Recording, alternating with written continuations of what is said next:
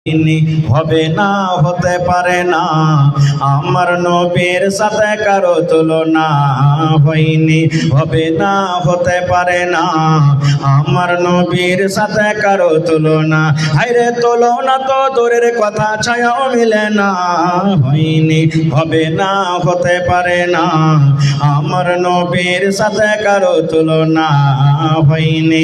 হবে না, হতে পারে না, আমার নবীর সাথে কারো তুলনা।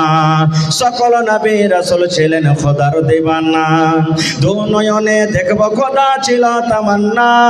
সকল নবী রাসূল ছিলেন আল্লাহর দিওয়ানা, দু নয়নে দেখব আল্লাহ ছিল তামান্না। আরে মোর নবীকে ডেকে নিলেন, আরে মোর নবীকে ডেকে নিলেন, দেখবে রব্বানা হয়নি। হবে না, হতে পারে না, আমার নবীর সাথে কারো তুলনা হয়নি। হবে না, হতে পারে না, আমার নবীর সাথে কারো তুলনা। ইউসুফকে দেখে যারা আঙ্গুল কেটেছে, তারা কি আমার নবীর রূপ দেখেছে? ইউসুফকে দেখে যারা আঙ্গুল কেটেছে, তারা কি আমার নবীর রূপ দেখেছে? আরে দেখতো যদি কেটে দিত, আরে দেখতো যদি কেটে দিত কলিজা খানা হয়নি। হবে না, হতে পারে না, আমার নবীর সাথে কারো তুলনা হয়নি। হবে না, হতে পারে না, আমার নবীর সাথে কারো তুলনা। হায়রে তুলনা তো দূরের কথা, ছায়াও মিলে না হয়নি। হবে না, হতে পারে না, আমার নবীর সাথে কারো তুলনা হয়নি। হবে না, হতে পারে না, আমার নবীর সাথে কারো তুলনা। যার শানে আল্লাহ তাআলা করলেন ঘোষণা, খোলকে আযীম আমার শাহে মদিনা। যার শানে আল্লাহ তাআলা করলেন ঘোষণা, খোলকে আযীম আমার শাহে মদিনা। মুসলমানে নবী ছাড়া কিছুই মানে না, মুমিনে কোরআন ছাড়া কিছুই বোঝে না।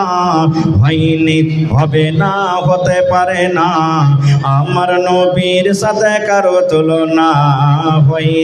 হবে না, হতে পারে না, আমার নবীর সাথে কারো তুলনা। হায়রে তুলনা তো দূরের কথা, ছায়াও মিলে না হয়নি। হবে না, হতে পারে না, আমার নবীর সাথে কারো তুলনা। পিছন থেকে একটু বলেন, কোন মাস চলছে? শাবান চলছে। এরপরে কি আসবে? রমজান। সুবহানাল্লাহ, যে আমাদের জন্য মেহমান হয়ে আসছে। কত খুশির খবর, কিন্তু কত ভাইয়ের হলো দুঃখের খবর। রমজানটা কত ভাইয়ের খুশির খবর, আর যারা রোজা রাখেন ওদের জন্য দুঃখের খবর। এরা বলবে যে আল্লাহ কেনে রোজাটা এলো, আল্লাহ কেনে তুই রোজাটা দিলি, হ্যাঁ রে এত তাড়াতাড়ি কি রোজার মাসটা চলে এলো, এরকম ভাবে বলবে। কত ভাই তো এমন আছে সারাদিন ষাঁড়ের মতনে ঘুরে বেড়াইলে, আর এখন রমজান দু একদিন আগে ডাক্তারের বাড়ি যাবে, 200 টাকার ওষুধ নিয়ে নিবে, বলে ভাই রে আমার শরীরটা খুব খারাপ, আমি রোজা করতে পারি না। খুব ভাই মুসলমান, আজকে আপনাদের সামনে রোজা সম্পর্কে কিছু কথা বলবো। রোজা কয়েক প্রকারের আছে। যেমন আল্লাহ তাআলা রমজান মাসের রোজাটাকে ফরজ করেছেন, 1 মাস হলো রোজা, এটা একটা রোজা। রমজান মাস পার হয়ে গেল, তারপরে শাওয়াল মাস আসবে, অতি 6টা রোজা আছে, এটা হলো একটা রোজা। প্রত্যেক মাসে মাসে 3টা করে রোজা আছে, প্রত্যেক মাসে মাসে কত আল্লাহর বান্দা আল্লাহর বান্দিরা ওই রোজাগুলা রাখে। তারপরে এই শাবান মাসের রোজা, শাবান মাসে যত রোজা করতে পারেন আপনি, দিন বাইন্ধা রোজা করতে হবে না যে 13 তারিখে করব, 14 তারিখে করব, 15 তারিখে করব, দিন বাইন্ধা করতে হবে না। যত রোজা আপনি করতে পারেন, চাঁদের 1 তারিখে করেন, 2 তারিখে করেন, 5 তারিখে করেন, 20 তারিখে করেন, 25 তারিখে করেন, 18 তারিখে করেন। আল্লাহর নবী মুহাম্মদ সাল্লাল্লাহু আলাইহি সাল্লাম এই রমজান মাসে বেশি বেশি করে রোজা করতেন, বেশি বেশি করে রোজা করতেন। তো আপনারাও যদি রোজা করতে চাহেন তো এই মাসটাতে বেশি বেশি করে রোজা করবেন। এবং মা খালাদের একটা হলো সুযোগ, ভাইদের হলো একটা সুযোগ। কি? কত মা, কত ভাই, কত নানা দাদা এমন আছেন যে রমজান মাসে ওর রোজাটা ছুটে গেছে, বেমারির কারণে হোক বা সাফার হালাতে হোক বা কোনো রকম কোনো কারণে হোক, একটা দুটা পাঁচটা 10টা রোজা ছুটে গেছে, তো ওই মা, ওই ভাই, ওই নানা, ওই দাদারা যদি বলে যে আমি এই রমজান মাস মানে এই শাবান মাসটাতে আমার ছুটে যাওয়া রোজা কটা আমি করব, তো ওদের জন্য খুব এটা ভালো মৌকা, ওই রোজা বাকি রোজাগুলা ও করতে পারে। ভাই আমার, তাহলে রোজা কাকে বলে আমাদেরকে জিনিসটা জানতে হবে। ভাই আমার, এই যে রমজান মাসের রোজা যেটা আসছে, যেটা আল্লাহ ফরজ করেছেন, এই রোজার আপনাকে নিয়াত করতে হবে, মুখ দিয়ে কোনো কথা বলে নিয়াত করতে হবে না। খুব ভালোভাবে শুনেন, জীবনে আপনার কাজে দেবে। মায়েরা খালারা আপনারা শুনেন, রোজা যে রাখবেন, আমাদের আপনার প্রত্যেক ইবাদত নবী মুহাম্মদ সাল্লাল্লাহু আলাইহি সাল্লামের তারিকা মতন হওয়া চাই। যদি আমার আপনার ইবাদত নবী মুহাম্মদ সাল্লাল্লাহু আলাইহি সাল্লামের তারিকা মতন যদি না হয়, নিজের মন মতন যদি করি, তাহলে এই ইবাদত আল্লাহর দরবারে কবুল হবে? ভাই জোরে বলেন, আল্লাহর দরবারে কবুল হবে?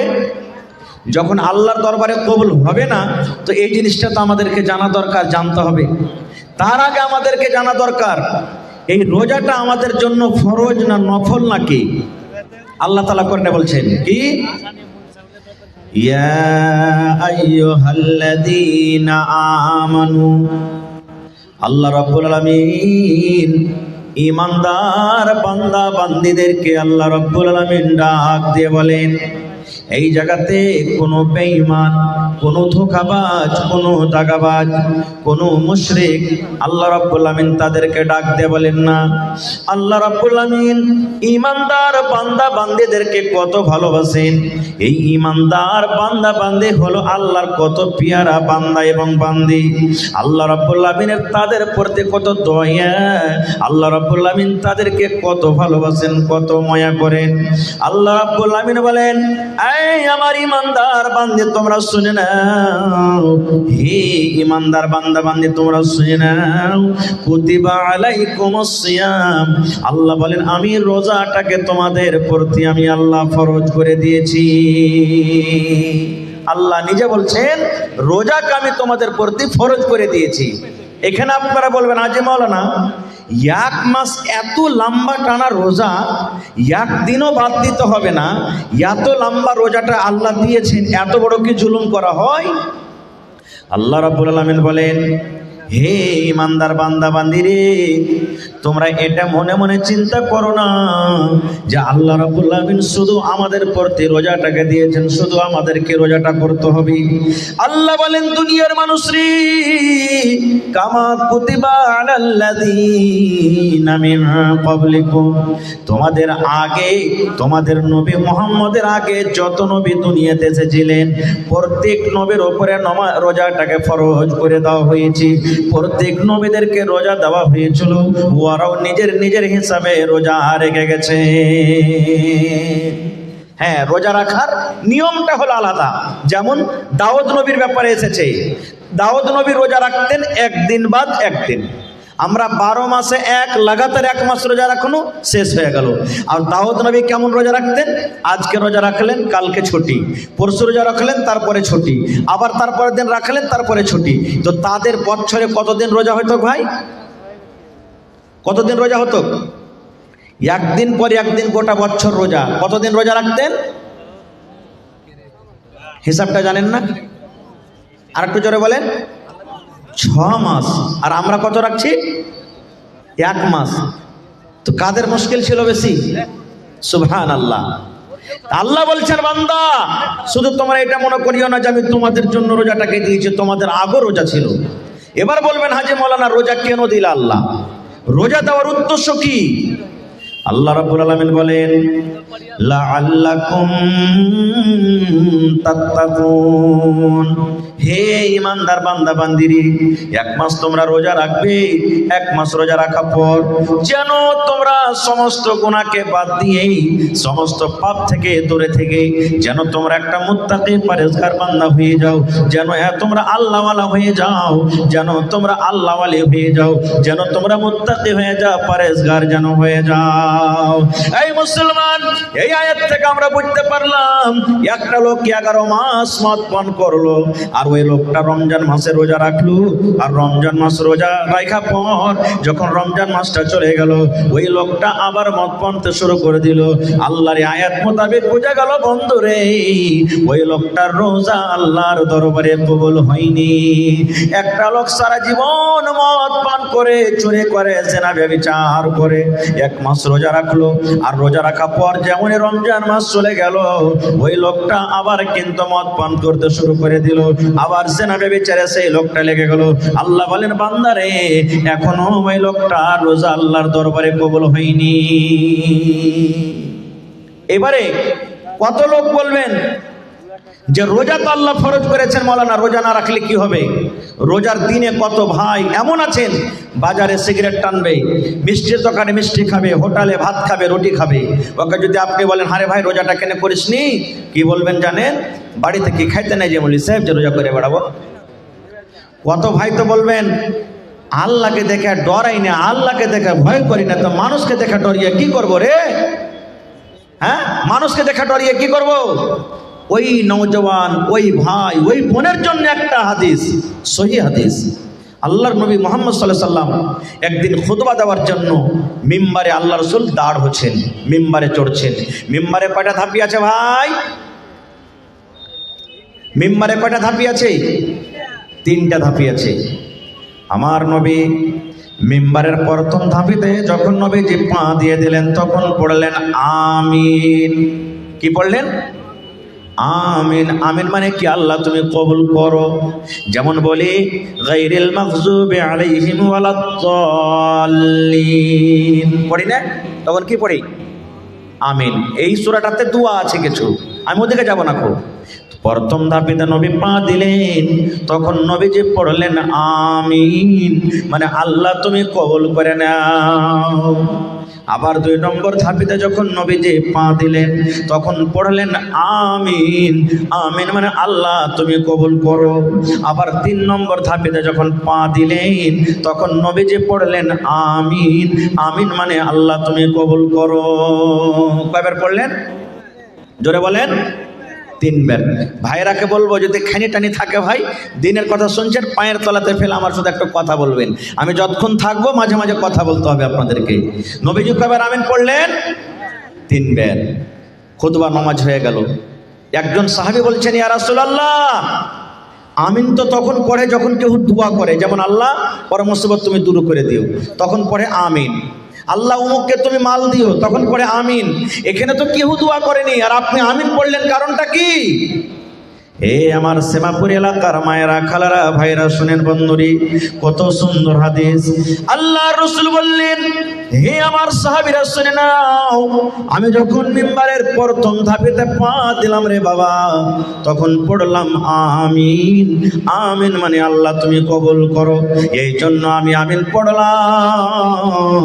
আমি যখন প্রথম ধাপেতে পা দিলাম, আল্লাহর ফেরেশতা, যে ফেরেশতা আমার জীবনে বারবার বারবার আসি, আল্লাহর আদেশ নিয়ে আসে, কখন কোরআন নিয়ে আসি, আল্লাহর হুকুম নিয়ে যে ফেরেশতা আমার কাছে বারবার আসি, ওই জিবরিল ফেরেশতা আমার কাছে এসে কানে কানে আমাকে বললেন, আল্লাহর নবী গো, আপনি আপনার উম্মতকে জানিয়ে দেন গো নবীজি, আপনি আপনার উম্মতকে বলে দেন, যে মানুষেরা রমজান মাস পেল, যে মানুষেরা রোজার মাস পেল, রোজার মাস পাওয়ার পর 1 মাস রোজা রাখলো না, রমজান মাসে রোজা রাখলো না, রোজা রাখলো না, তারাবি পড়লো না, তেলাওয়াত করলো না, জিকির আজকার করলো না, 1 মাস রোজা রেখে নিজের জীবনের গুনাহকে মাফ করতে পারলো না, ওই লোকটা যেন হালাক হয়ে যায়, বরবাদ হয়ে যায়, ওই লোকটা যেন ধ্বংস হয়ে যায়। তখন নবী বললেন, আমি পড়লাম আমিন।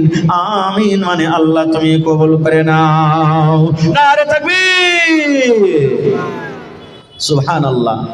তাহলে ভাই আমি দোয়া করব, আমার মাওলানা দোয়া করবেন, আর কেউ দোয়া করবেন, কবুল হইতেও পারে নাও পারে, 50-50, কিন্তু আল্লাহ এবং আল্লাহ রসুল এবং জিবরিল ফেরেশতা যদি দোয়া করেন, তাদের দোয়া কি কোনোদিন রদ হবে ভাই? জোরে বলেন, রদ হবে? নবী দোয়া করেছেন, বদদুয়া জিবরিল ফেরেশতা করেছেন, আল্লাহ যে রোজা রেখে গুনাহ মাফ করলো না, ভালো শরীর স্বাস্থ্য হাট্টা কাট্টা শরীর, রমজান মাসে রোজা রাখলো না, রোজার মাস পার হয়ে গেল, ওই লোকটা যেন হালাক হয়ে যায়, বরবাদ হয়ে যায়। কে দোয়া করেছেন? জিবরিল আমিন, আল্লাহ রাসূল। তাহলে এই পোড়া কবল হতভাগা মুসলমান, রমজান মাস আসছে, যদি রোজা না রাখেন তাহলে কিন্তু নবীজির বদদুয়া পাবেন। এবার বলবেন, হাজী মাওলানা নবীজির দোয়া কত তাড়াতাড়ি কবুল হয়? একটাই হাদিস আপনাদের সামনে বলবো। আল্লাহর নবী একদিন খুতবা দিচ্ছেন, দাঁড় হয়ে খাড়ো হয়ে নবী খুতবা দিচ্ছেন, আর একজন সাহাবী এসে বলছেন, ইয়া রাসূলুল্লাহ, সমস্ত ঘাস পাত শুকিয়ে গেল নবীজি, মাল গরুকে কি খাইতে দিব, পানি হয় না, ঘাস পুড়ে গেল সব, আল্লাহর কাছে একটু দোয়া করেন যাতে আল্লাহ পানি দেয়। আজকে যেমন জমিন শুকিয়ে যায়, আমাদের আপনাদের এলাকাতে মেঘ পানি হয় না, তখন মসজিদে মসজিদে দোয়া করি, কি করি না ভাই? নবীর জামানাতে একজন সাহাবী বলছেন, ইয়া রাসূলুল্লাহ, নবীজি কিন্তু খুতবা দিচ্ছেন, ওই হালাতে বলছেন ঘাস পানি শুকিয়ে গেল, আল্লাহ রাসূল পানির জন্য দোয়া করেন, আল্লাহ যেন পানি দেয়। আমার নবী মিম্বারে দাঁড় হয়ে নবীজি দুই হাত কিন্তু উঁচা করে দিলেন, দুই হাত নবীজি তুলে দিলেন, আল্লাহর কাছে দোয়া করলেন, রব্বুল আমিন পানি দাও, পানি দাও, আল্লাহ তুমি পানি দাও। যেমনই নবীজি পানির দোয়া করলেন, ওরে আল্লাহ, বিজলির কারেন্টের চাইতো আমার দয়ার নবী আল্লাহর দরবারে দোয়া কবুল হয়ে গেল। নবীজি আমার খুতবা দিতে আছেন, আল্লাহুস সামাদ, এইবারে কিন্তু আকাশ থেকে পানি বর্ষিতে শুরু হয়ে গেল। খুতবা দিতে আছেন, নামাজ পড়া শেষ হয়নি, পানি হইতে লাগলো। নবীজি দোয়া করলেন, আল্লাহ পানি দাও, পানি হইতে লাগলো। কতদিন পানি হলো?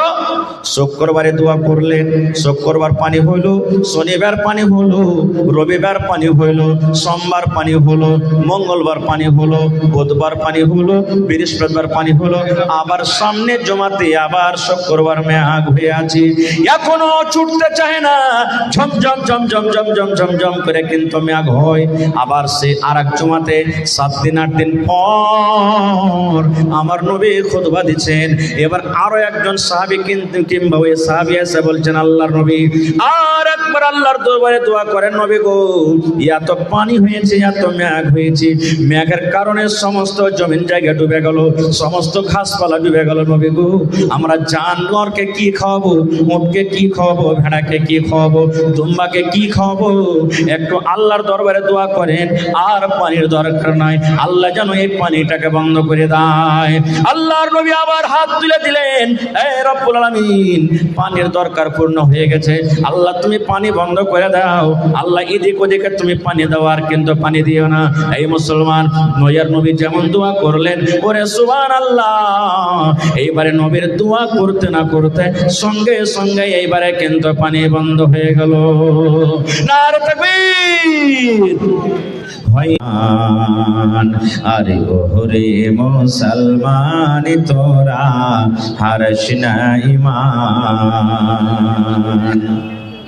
কি করে কি আমল কলি, একাই আলী একাই যাবি, কি করে কি আমল কলি, একাই আলী একাই যাবি, ভালো আমল যদি করে গেলি, নেক আমল যদি করে গেলি, হবে তোর কল্যাণ।